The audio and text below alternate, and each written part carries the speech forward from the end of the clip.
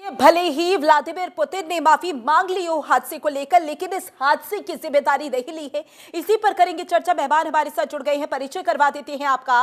Retired colonel TPS Tyagi ji हमारे साथ जुड़ गए हैं, जो कि डिफेंस एक्सपर्ट है। सर, बहुत स्वागत है आपका।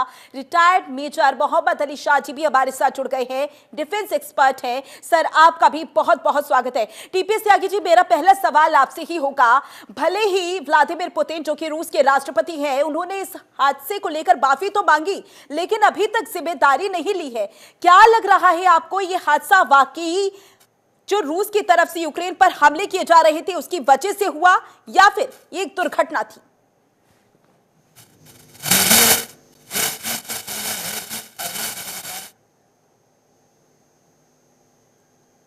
माफ कीजिएगा सर, आपकी आवाज में थोड़ी दिक्कत हो रही है। मोहम्मद अली शाह जी भी हमारे साथ जुड़े हुए हैं। मोहम्मद अली शाह जी, मेरा यही सवाल आपसे ही होगा, क्या वाकई ये एक दुर्घटना थी या फिर रूस की वजह से यह हादसा हुआ?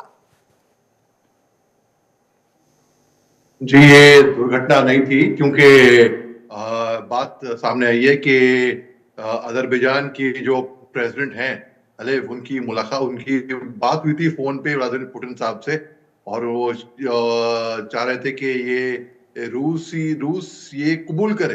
लेकिन काफी अलग अलग वर्जन सामने आए थे, और जो कि अजरबैजान एयरलाइन फ्लाइट J2A243 जो कि क्रैश हुई थी कल क्रिसमस डे पे, बल्कि 2 दिन पहले क्रिसमस डे पे, जो कि बॉल ऑफ फायर बस हम देख रहे थे अक्ताऊ कजाकिस्तान की तरफ, वहां पर हुआ था ये plane crash.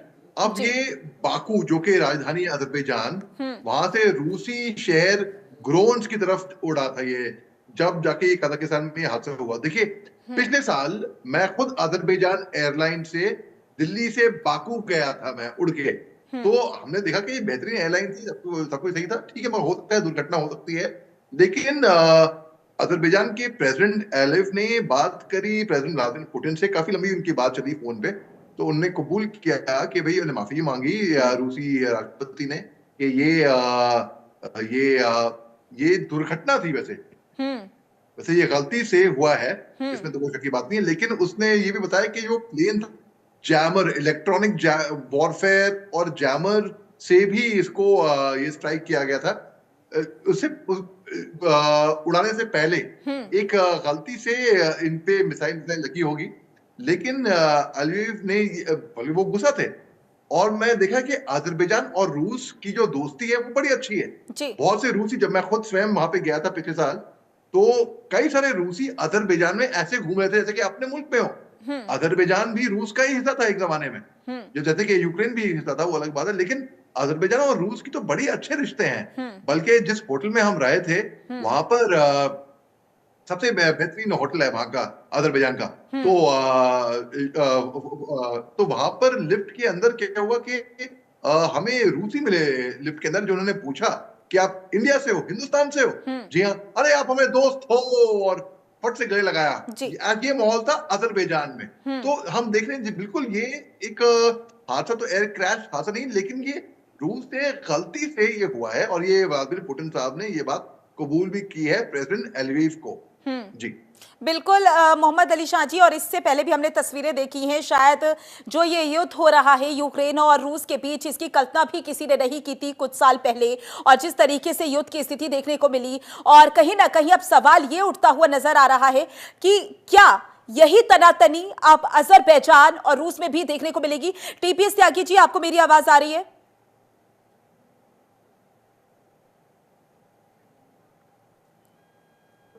TPS Tyagi ji, आपको मेरी आवाज आ रही है? सुनो, कनेक्ट कर रहे हैं जी। 1 मिनट रुकिए जरा, 1 सेकंड जी। हेलो जी जी, आपकी आवाज आ रही है सर। सर, मेरा सवाल इसी से जुड़ा हुआ होगा, क्योंकि अभी मोहम्मद अली शाह जी ने भी बोला कि कहीं ना कहीं जो रिश्ते थे रूस और अजरबैजान के बीच, वो बहुत ज्यादा अच्छे रही हैं। लेकिन क्या इस हादसे के बाद अब रिश्तों में कमी आएगी, रिश्तों में तनातनी बढ़ेगी?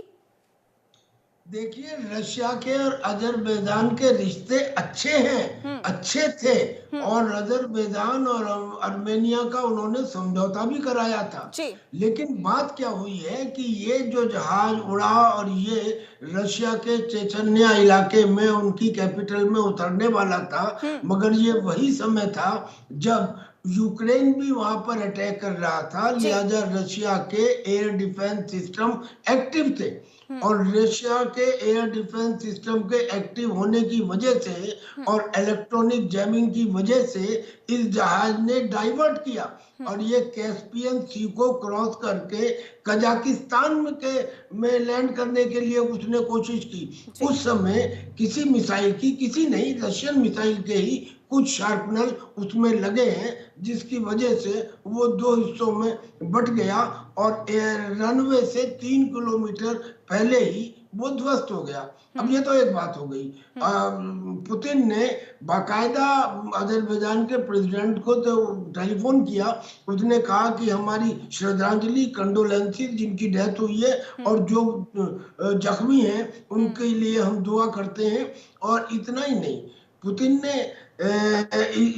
ने इस बात को बताया कि भाई मैं इसके लिए सॉरी महसूस करता हूं, अपोलोजाइज करता हूं, लेकिन इसमें डिजाइन नहीं है।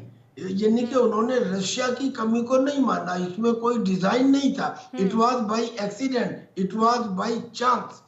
लेकिन अच्छा, वो जो जहाज था उसमें न केवल अजरबैजान के लोग थे, उसमें रशिया के लोग भी थे।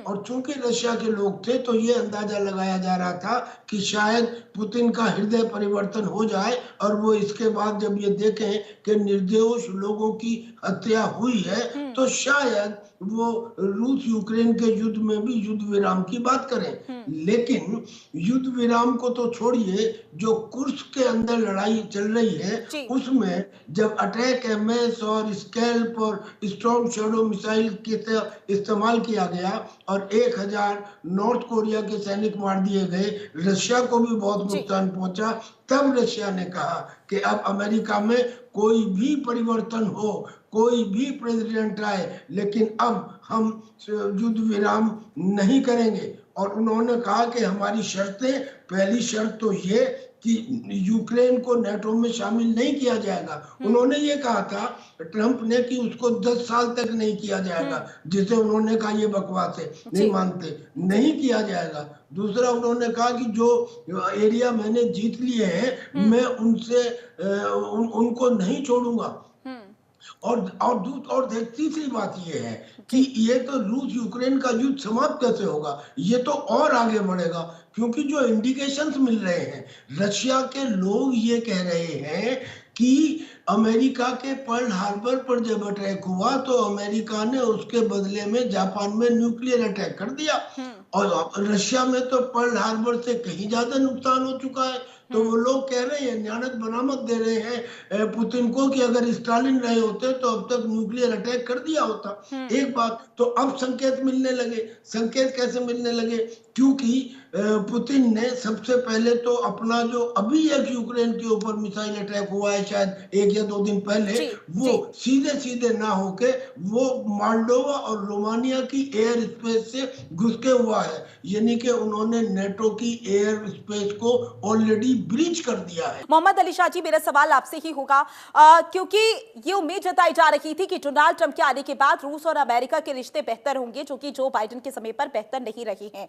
लेकिन जिस तरीके से अब व्लादिमीर पुतिन ने, यानी कि रूस ने डोनाल्ड ट्रंप के प्रस्ताव को खारिज कर दिया है, क्या अभी भी ये उम्मीद है कि रिश्ते बेहतर होंगे या फिर यूं ही रिश्ते बने रहेंगे अमेरिका और रूस के? देखिए, अमेरिका और रूस के रिश्ते सुधरना तो वाकई में अगर मैं सच बताऊं तो बहुत मुश्किल है। अगर ये हो सकता है तो ये बहुत ही अच्छी बात है, लेकिन 10 साल जो 1979 से 1989 जो वॉर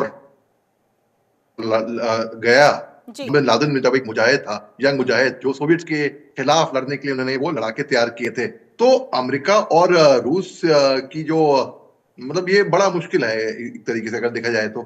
और मगर जैसे कि कर्नल टीपी त्यागी साहब ने बताया कि अजरबैजान, और आपने शायद मेरी बात को ठीक समझा नहीं होगा, मैंने कहा था कि जब मैं स्वयं अजरबैजान गया था ना पिछले साल, तो मैंने वहां पे रूसी मिले थे वहां पे बहुत सारे। तो उन्होंने जब लिफ्ट में मिले तो उन्होंने बोला कि हिंदुस्तान से तो वो गले लगे मेरे को, क्योंकि हमारे और रूस के रिश्ते बड़े पुख्ता हैं। तो अजरबैजान और रूस की भी दोस्ती बहुत ही मतलब अच्छी है। तो ये मेरा कहने का मतलब था। तो ये अब देखिए एक बहुत बड़ा डिजास्टर हुआ था, MH17 डिजास्टर, जहां जी। पे रूसी बैक बागी उन्होंने शॉट डाउन किया था एक बोइंग 777 जिसपे 298 लोगों की मौत हो गई थी।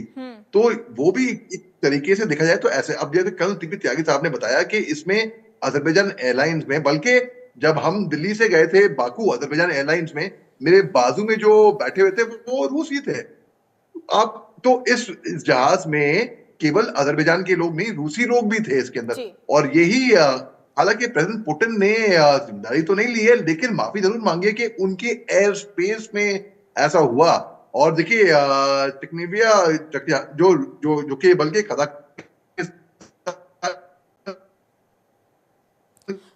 बिल्कुल मोहम्मद अली शाह जी, जिस तरीके से आप बोल रहे हैं कहीं ना कहीं आपने देखी भी हैं ऐसी तस्वीरें, लेकिन सवाल यही बार बार उठ रहा है कि शांति स्थापित कब होगी। टीपीएस त्यागी जी भी हमारे साथ लगातार बने हुए हैं।